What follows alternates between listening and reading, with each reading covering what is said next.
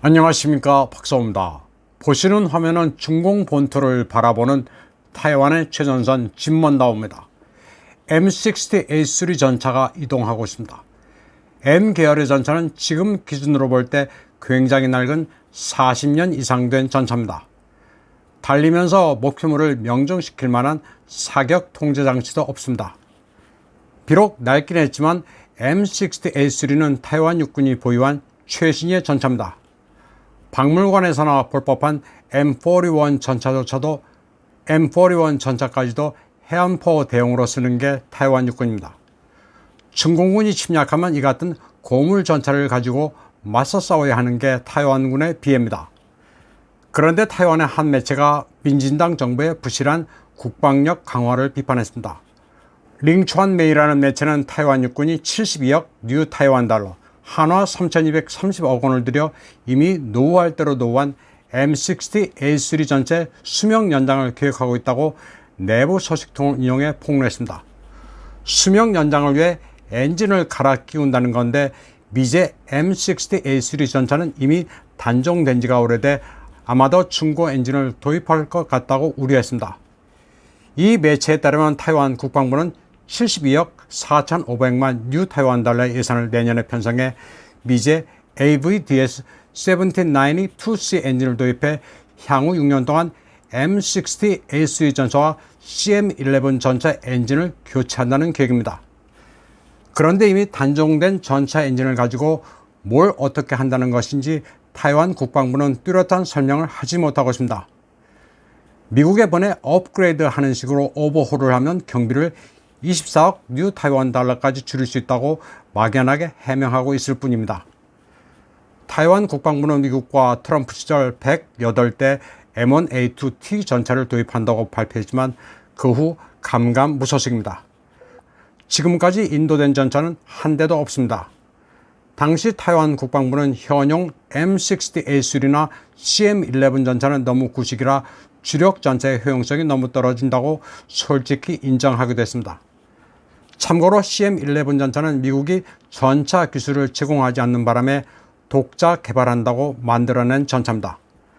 그러나 말이 독자 개발이지 M60 차체에 M48 포탑을 얹은 기괴한 국산 전차입니다.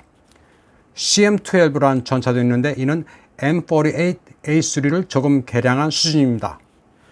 국산 전차가 없어서 겪는 타이완의 서름은 대단합니다.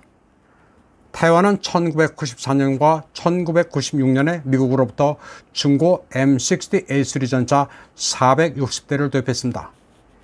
이에 앞서 1990년도에 CM11 450대를 생산하고 100대 CM12 전차를 시장 보관하고 있습니다. 이 전차들이 모두 750마력의 AVDS 1792C 엔진을 사용합니다. M60A3의 엔진과 트랜스미션은 그리스나 이스라엘 등에서 중고품을 구입할 수도 있는데 미국은 재생용품을 팔 생각을 하고 있습니다.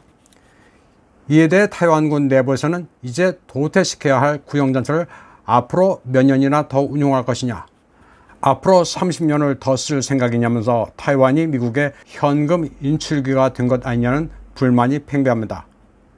다음 소식입니다. 이태리 총리가 될 조르지아 멜로니는 미국 CPEC 행사에도 참가해 사자후를 날린 적이 있습니다. 조르지아 멜로니에 대해서는 이미 한 차례 설명을 드린 바 있어 이번에는 또 다른 이면을 말씀드리겠습니다. 멜로니는 일본에서도 굉장히 인기를 끌고 있습니다. 예전에 크림의 미녀 검찰총장 나탈리아 포클란스카야의 팬덤이 생긴 것과 같습니다. 일본인들은 멜로니 역시 포클란스카야처럼 아주 개성이 두드러진 캐릭터로 여기고 있습니다. 뭐든 한번 꽂혔다면 철저히 연구하는 일본인들은 멜로니에 대해서도 철저히 공부하고 있습니다. 1977년생으로 올해 45살이며 직업학교에서 관광과 호텔을 전공한 그녀는 성적이 우수했다는 것도 일본인들은 알고 있습니다. 멜로니는 졸업 이후에는 웨이터리스, 그리고 로마에서 잘 나가는 클럽의 바텐더로 근무했으며 어릴 때부터 정치에 관심이 많아 15살 때 보수주의 정당의 청년 조직에 참가했습니다. 그리고 35살이던 2012년에 4명이서 정치그룹 이탈리아 형제를 창설해 2014년에 2대 사무총장에 취임했습니다. 그리고 시간이 흘러 2022년 9월에는 총선에서 승리해 이태리 최초의 여성 총리로 등극할 전망입니다. 이처럼 혜성처럼 등장한 멜로니가 일본 아니메 팬이라는 사실에 일본인들이 열광하고 있습니다. 멜로니는 일본 아니메 캐릭터 하록, 그리고 북두의 권에 나오는 주인공 켄시로의 애호가로 알려져 있습니다. 일본인들은 여성 이태리 총리가 일본 문화 오타쿠라면서 친근감을 표시하고 있습니다. 그녀를 아니메 캐릭터로 만들고 멜로니짱이라고 친근하게 부르고 있습니다. 벌써 그녀의 정당 이태리 형제당 로고와 함께 표준 애니메 캐릭터도 만들었습니다.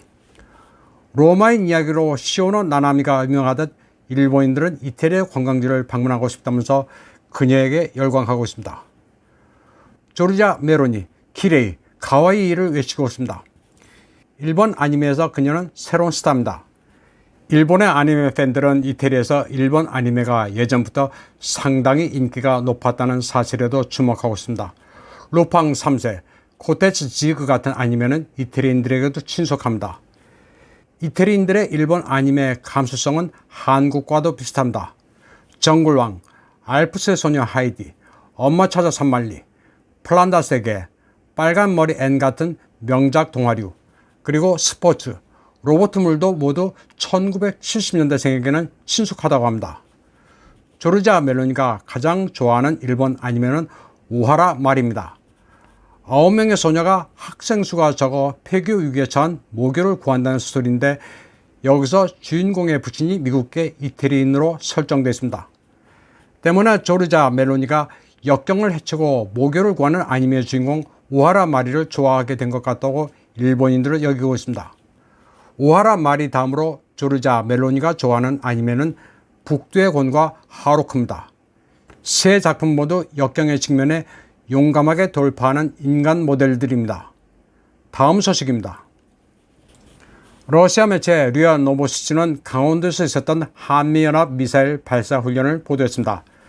발사된 4개의 미사일 가운데 1개가 기지에 추락했지만 인명피해는 없었다고 전했습니다. 현무 미사일 1개가 제대로 작동하지 않은 내용으로 한국 매체를 인용해 팩트만 전했습니다.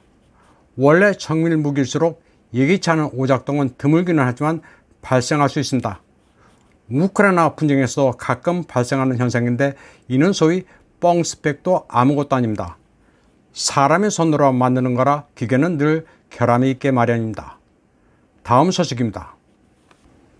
세르게이 쇼이구 러시아 국방부장은 지금까지 예비군 20만 명이 소집됐다고 밝혔습니다. 동원 과정에서 시행착오도 있어 다소 혼란스러운 상황도 있었지만 대체로 순조로운 모습입니다. 보시는 화면은 카잔 엑스포장에 마련된 임시 숙소입니다. 침상이 빼곡하게 배치돼 위생이 걱정된다느냐고 서구 미디어들이 흠집을 내고 있지만 삐딱한 시선일 뿐입니다. 식사 메뉴도 나름 괜찮고 다들 만족해합니다. 평범한 아저씨들이 예비군으로 모인 것뿐입니다. 크라스노다르스크의 예비군 훈련장입니다. 현역대 주특기 그대로 훈련을 받습니다. 무기도 없이 총알 바지로 내몰린다는 뉴스는 거짓입니다. 보병 전투차 사수들의 경우 대략 열흘 정도 실전과 같은 훈련으로 장비에 다시 숙달된 뒤 전장에 투입됩니다. 무슨 물자 보급도 없이 2차 대전 때처럼 독전대가 뒤에서 총을 겨눈다느니 하는 것은 다 거짓입니다. 한편 모스크바, 벨고로드, 옴스크, 무르만스크 등에서는 밤하늘에 빛의 기둥이 만들어졌습니다. 빛의 정체는 알려지지 않았습니다. 다만 위성 요격 레이저 무기 베르스벳 아니냐는 말들만 나돌고 있습니다. 또 키예프의 나토 지휘본부, 우크라이나군 제72 기계화 여단 사령부 건물이 러시아군 무인기의 폭격을 받아 불탄 것으로 전해지고 있습니다. 또 동부 돈바스 지역과 남부 헤르손에서는 러시아군이 이제 본격적인 역습을 가하고 있다는 소식들이 들려오고 있습니다. 이번 방송은 여기까지 하겠습니다. 시청해주신 여러분 감사합니다.